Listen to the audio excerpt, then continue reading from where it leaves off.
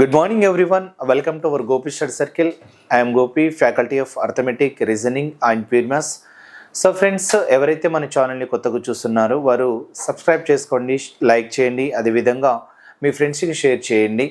ఒకవేళ మీకు arithmetic, pure maths and reasoning online classes కావాలనుకుంటే గోపి స్టడీ సర్కిల్ యాప్ని గూగుల్ ప్లే స్టోర్ నుండి డౌన్లోడ్ చేసుకోవచ్చు. లేదనుకుంటే మన యూట్యూబ్ ఛానల్లో కింద డిస్క్రిప్షన్లో లింక్ ఇచ్చాము. సో ఆ విధంగా గోపి స్టడీ సర్కిల్ యాప్ని డౌన్లోడ్ చేసుకొని మన కోర్సుని పర్చేజ్ చేసుకోవచ్చు. రైట్, మరి మనకి ఏపీ కానిస్టేబుల్ రీసెంట్గా మెయిన్స్ ఎగ్జామ్ జరిగింది. అందులో మనకి రేషియో టాపిక్ నుండి ఒక క్వశ్చన్ అడగడం జరిగింది. మరి ఆ క్వశ్చన్ ఏ విధంగా షార్ట్కట్ వేలో ఆలోచించవచ్చు అనేది చూడండి. రైట్, ఇక్కడ ఏమి ఇచ్చిండు? A girl has only 5 rupees coins and 10 rupees coins in her కిడ్డీ బ్యాంక్.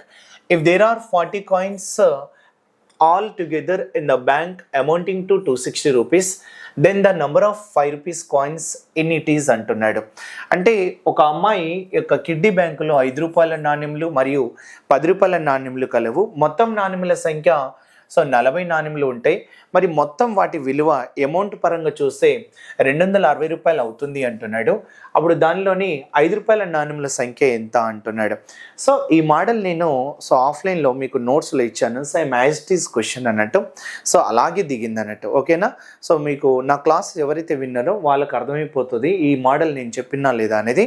రైట్, మరి దీని షార్ట్ కట్ ఏంటి అని అంటే ఏం చెప్పచ్చు అని అంటే ఆప్షన్ 3 వెళ్ళచ్చు అన్నట్టు. రైట్, సో ఆప్షన్ 3 ఈజీగా వెళ్ళిపోవచ్చు. ఎందుకంటే నాకు నెంబర్ ఆఫ్ కాయిన్స్ అనేది దేని గురించి అడిగిండు? 5 రూపీస్ కాయిన్స్ అనేది ఫైండ్ అవుట్ చేయమన్నాడు. సో నేను 5 రూపీస్ కాయిన్, 10 రూపీస్ కాయిన్స్ అనేది ఒక మెన్షన్ చేసిండు కాబట్టి 5 రూపీస్ కాయిన్స్ అనేది నేను ఆప్షన్ ఏ అనేది ఎంత ఇచ్చింది మనకి చెప్పండి?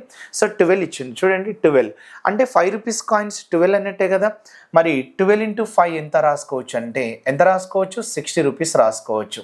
మరి 12 కాయిన్స్, టోటల్ కాయిన్స్ ఎన్ని ఉన్నాయి చెప్పండి? 40. మరి టోటల్ 40 ఉంటాయి.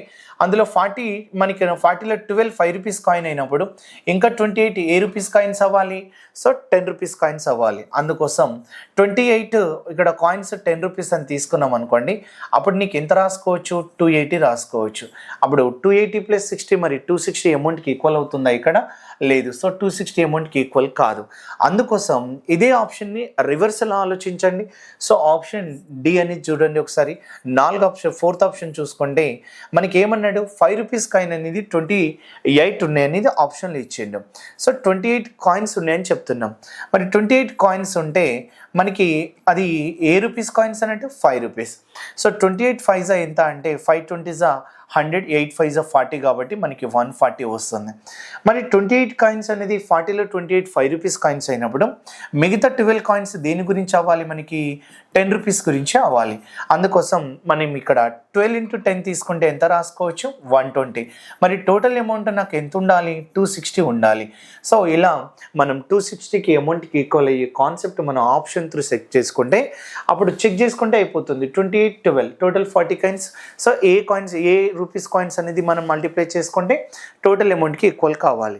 ఇక్కడ ఎలిగేషన్ కాన్సెప్ట్ కూడా మనం అప్లై చేసుకోవచ్చు. రైట్, ఎలిగేషన్ కాన్సెప్ట్ కూడా అప్లై చేసుకోవచ్చు. బట్ ఇది ఇంకా ఈజీగా మనం టోటల్ అమౌంట్కి ఈక్వల్ చేసుకుంటే సరిపోతుంది. అది ఎప్పుడు చేయాలంటున్నా?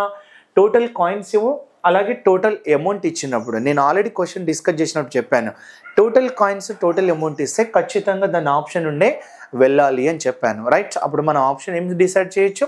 4th ఆప్షన్ అనేది కరెక్ట్ అని చెప్పచ్చు. ఓకేనా? Thank you.